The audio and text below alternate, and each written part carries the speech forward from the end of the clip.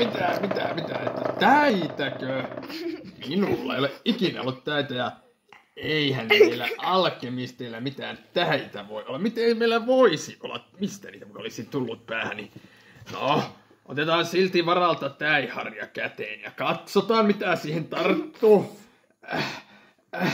Mikä siellä? Joku vähän... Mikä tuo on? Voi ei, ei missään nimessä. Se pitää heti listiä.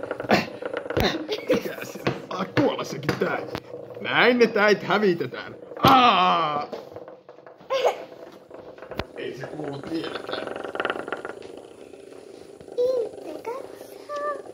Minä vielä. No niin, täi-ongelma on hävitetty.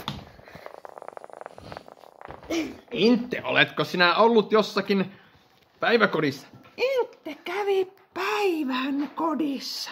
Siellä saattoi olla vähän täi-ongelmata. Voi ei, täi-ongelmaa. Ei minulla mitään täitä ole. Tuskinpa, mutta hirvittävä kutina alkoi nyt tulla päähän. Niin miten tämä tällä tavalla? Annapas Inte se täikampa vielä tänne. Inte tarjoaa. Kiitos Inte. Harjataanpas vähän. Miten? Ei herranen aika.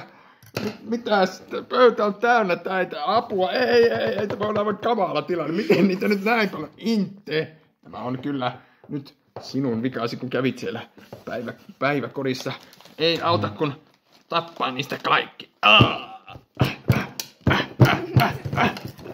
Ai, kutittaa joka paikka. Apua. Ei.